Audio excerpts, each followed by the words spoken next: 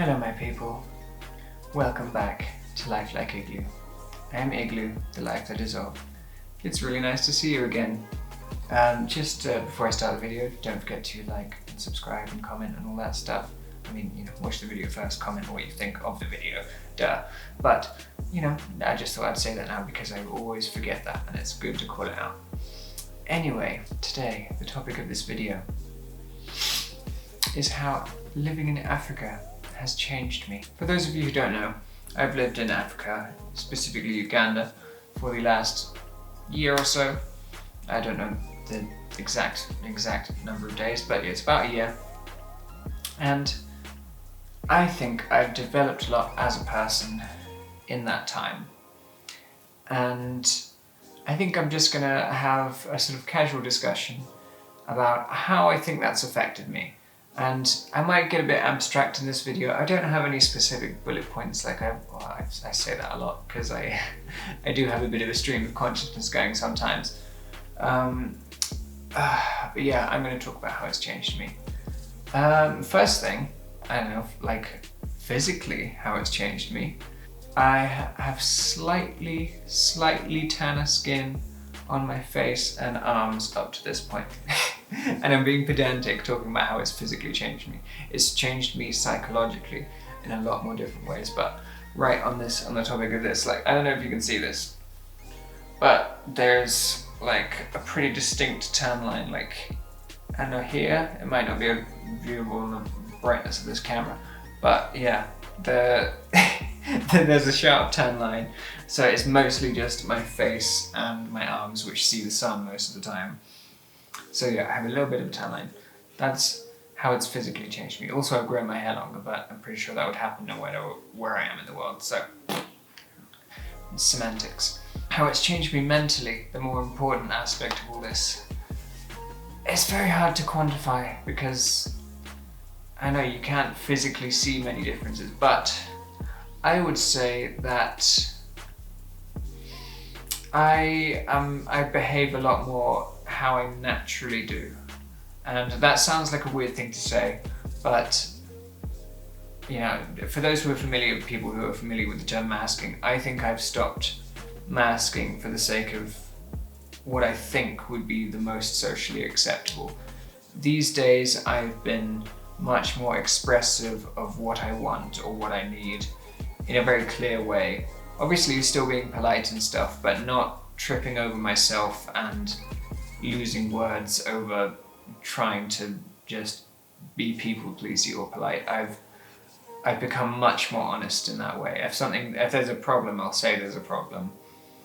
Or if if I really like something, I'll say that I like something. I'm less worried about what to say now. And maybe that's just my personality kind of setting as I turn 25, 26-ish, and they say your brain sets around that age. Maybe I'm just becoming more certain of myself, but I can't rule out that it's not been to do with where I live and the environment I've been existing in recently. Because I feel like I've had a lot more agency, and I think that's probably affected that. And actually, that goes quite well onto the next point. I feel like I have a lot more freedom of movement in my life, and I don't necessarily mean literally, but I feel like I could reach out and do what I want. Like, what I really like right now is, making video stuff, doing cooking, kissing my wife, and like my hobbies are like carpentry and games and modding and stuff. And I feel like I have room to do all of that here.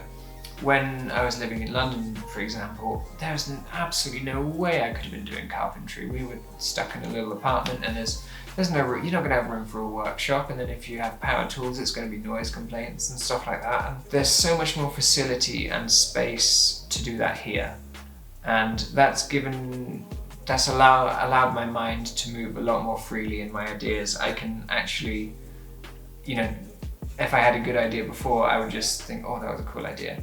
These days, I will write down that good idea or draw a schematic of whatever it is I want to make or something like that, and I can make it.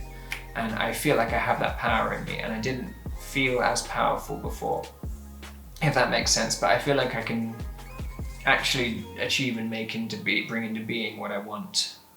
And I think, I don't know why that is. Maybe it's just, maybe there's just more physical space, and we get bothered less, and a bit less uptightness. But yeah, that's definitely how living here has changed me. I feel like I can do more. In literally the act of doing, I can do. And it feels really, really good. I feel like a person. I feel like I can express myself, and it's great. It's really, really good. It's very nice. I think that's probably the biggest and most important change. Oh, do you know what? I hadn't even thought about it in this way until now. Another way, living in Uganda, Africa. I always hear when people are on YouTube, they always call it Uganda, Africa. I assume it's for the algorithm, but yeah, the way Uganda, Africa has changed me. Another way is my tastes. Like I'm a white guy with specific taste, and is a bit picky with texture, and I'm very ingrained in my food habits. But coming here, there's the baseline, the staple foods are very different. There's way less commercial food. There's there's a lot less where you can there's a lot less fast food. Your chances are you're going to be cooking for yourself a lot more. I mean, that's not necessarily true, but we like to cook for ourselves, and there's an amazing variety of ingredients here, and so it's changed how we've cooked a lot. I do a lot of cooking, and I've gotten used to cooking with Ugandan ingredients. I can make matoke or posho or all kinds of stuff. G-nuts, like all of the traditional Ugandan stuff. I'm getting used to it. I'm really enjoying eating it, and it's not. I would have even been afraid to try it before, maybe. I mean, I'm open to trying anything from my wife's culture because I just love it. It's really beautiful, and I know I feel slightly almost envious that the Mzungu have less of a homogenous culture. I don't know. If you ask an English person what English culture is, they're gonna say I don't know, fish and chips, maybe playing football. I don't even know. I can't think of things that you would say English culture. And maybe there's people who will have some stereotypes. I don't know, there's not much of a solid culture or heritage to draw from there, at least consciously. But there's all of the traditional foods and the way, and the ways they're prepared and the reasons why, they're all right here. And you can see why it's worked that way since forever. And it's just really nice, and I don't know how to put that in a non-abstract way, because I know I'm being a little bit vague, but yeah, there's the way food is just very different here, and yeah, it's made me way better at cooking. It's broadened my palate.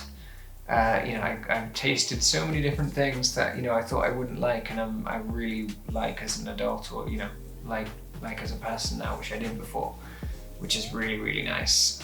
That's a good one. That's definitely a really good one. I think I had more to say on that subject, but I think I've pretty much covered it. What else?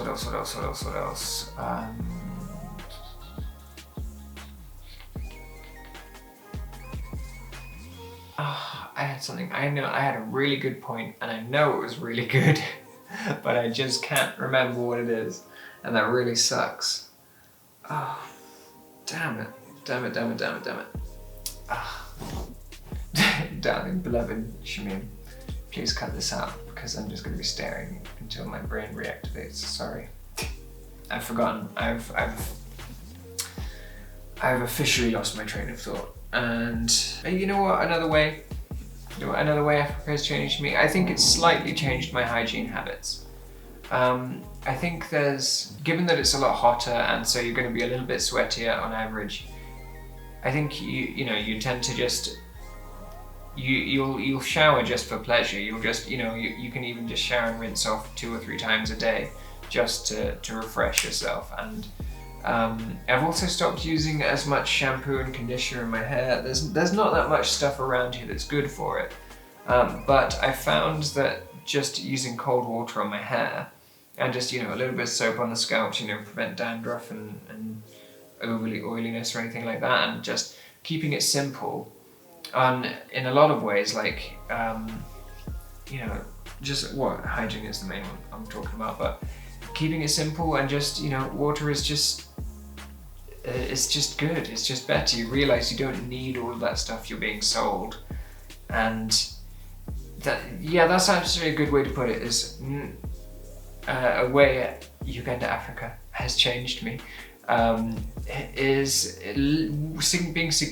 being significantly less reliant on commercial stuff, just corporate products, stuff you buy for literally there's a product for everything you can possibly think of. But when you're away from that and there's less access to that, you realize how little of it you actually need, and what you do need is quite simple to get, and you can get it anywhere. That has changed my mentality of things much more, and honestly, it feels good. It feels healthier as well. There's there's a lot, you can develop really healthy habits here where you're kind of almost discouraged from that in the UK, just from, I don't know, the culture and the commercialism and the replacing everything.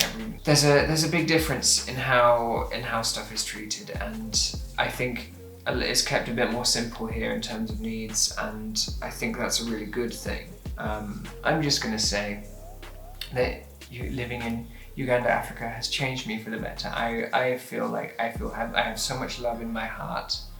I feel healthy. I feel the healthiest I've ever been. That's another thing. It's changed me in a way that it's improved my health, and I would like that to be the end point. Sure, it's made me healthier just through my diet, through the amount of sunlight I get, through being able to do gardening, through be able to pursue my hobbies. Mentally and physically, I'm a lot healthier, and that is the biggest change for me, because I maybe wasn't so much before. So I hope you enjoyed this video, guys. I hope it gives you some insights into the difference between being in the UK and being in Africa. Not the UK is directly bad. It's just there's certain things that have improved since I've been here, and I thought I'd comment on it. And yeah, I hope you've enjoyed this video, guys. Don't forget to like, comment, and subscribe. As I said before, and main important thing, listen to Sticky Bunny Weird on Spotify or YouTube or Apple Music, or there's various others that I can't quite remember the name of, but Audio Mac and various other ones like that. Yeah, they're all really good to listen to her on. She's an amazing Ugandan/British musical artist and producer, and you should listen to her work. It would make me so happy, and I'd be very appreciative if you found Sticky Bunny Weird on YouTube and Spotify and all of that stuff. There's really awesome music videos. The music video for the song Gelatin just reached 500,000 views, which is absolutely amazing. Yeah, so thank you so much for watching, guys. I'll speak to you later. Bye bye.